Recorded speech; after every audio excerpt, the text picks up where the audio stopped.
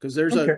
yeah, there's some continueds in there that should be in there, that for whatever reason, You I mean didn't in have the it toggled. dialogue continued? Yeah, I didn't Yeah. have it toggled, and there should Okay. be, okay, yeah, so, okay, so there are continueds in there. All Yeah. right.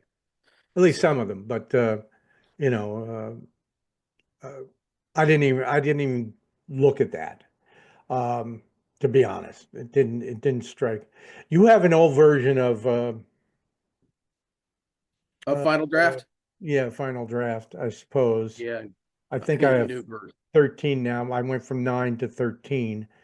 Yeah, I So think I've got 12. I think this is 12, but I I need to don't get it ever up. remember it being fade in on this side though.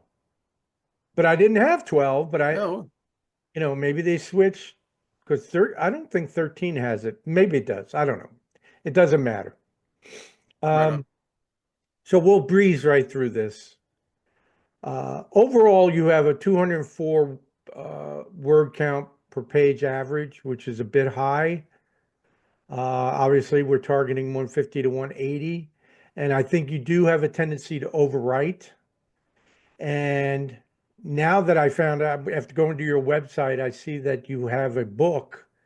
I'm I'm not surprised that you overwrite in the screenplay. Yeah, Doesn't matter which one comes first. yeah, yeah, It's the matter of what your brain goes to first. right. Here we have, and I highlight the issues I want to discuss. Small rural home.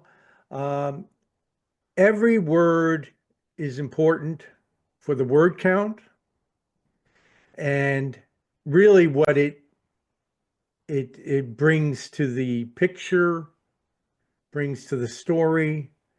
So I don't think small is really it really adds anything. Sure. Uh, you know, I think the way you describe the home here, basically, you have a 3-year-old that's running around the home by himself because his mother's dead. Yeah, it's safe to just put interior rural home day, and I also implemented your last notes that you gave me was multi-scene headings. And that's the updated one that you don't have yet. Right. Okay. Now we have a super, and I didn't know offhand who Lauren Stasi is. That's you're introducing a name when the character is not introduced. Right. Yeah. Uh, so I would not, I don't think the that whole super is necessary. Uh, you could, what I would do here is exterior, and you have rural home, Grayland, Georgia, or excuse me, Grayland, Georgia hyphen rural home hyphen day 1999. Gotcha. That's it would all be on the exterior. And then you could have 1 or 2 lines of description of, it's a rundown home in total disrepair, looks like a crack house, Right. overgrown weeds. It's not farmland like you might that is surrounding her. We know that there are farms, surrounding her, or um, vineyards, or whatever, the where he ended up. Better description. So Yeah. A better description of the home. just however you picture it, I'm not often do you start off a movie inside a place. There's always what they call it an establishing shot, but I don't think it necessarily needs to be an establishing shot, but you can. It's it establishes where you are in the world and the time period. And if it's current day, then you don't have to indicate anything else. Um, you're indicating 1999 to give it, kind of a flashback feel. And obviously, you can't have a flashback on something that hasn't been established yet. So Right. we have, it is, you're telling us 20 years ago that this story started 20 years ago.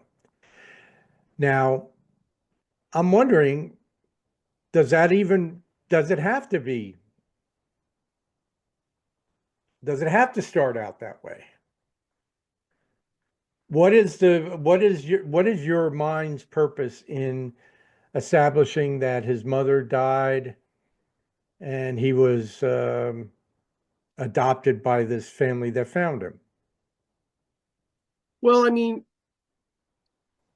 the idea there was I was going to introduce A spirit, yeah, I was going to introduce a spirit. I wanted to introduce Dieter being led by a spirit at an early age. So the audience automatically understood like, whoa.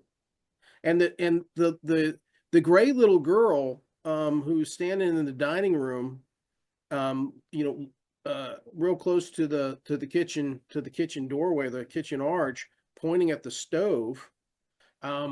You know, she's kind of half in and half out. She's got half of her face up against the wall right? and the other half actually exposed, and she's pointing at the stove. So when Dieter looks in his little mind's eye, he looks at this gray little girl who's maybe just a few years older than him and is kind of taken back. But then he whips around, looks at the stove, and he's 3 years old, doesn't really know what's happening, and he sees the flames from a lit dish rag. That we don't know if this spirit set it on fire. We don't know if it's somebody that had just a malcontent and they came through the house when Dieter was in his room and put a needle in his mom's arm and she's sitting there with poison in her system. We don't know. And I wanted that question to be in the audience's mind, like, well, how does she die? Is that it appears to be an overdose. None of that occurred to me. Uh, Okay. it was, uh, it was self-explanatory, but it came more clear when we find her dead from an injection. Right. And, you know, she's a drug addict and, she ODs. Uh, unless you're saying that she was murdered. Right, right. And the idea when I started out with this was, okay, I'm going to introduce a villain later on that had something to do with that. The Okay. villain never manifested himself or herself. And so then I thought, okay, well, the audience at least can see Dieter Tully having something to do with spirits. He's they're already influencing him, directing him, as if they've been waiting for him all this time. And they're trying to direct him out and away from danger into the arms of the Tullys. And that was what I was trying to achieve here. And there's a couple little hints in there as well.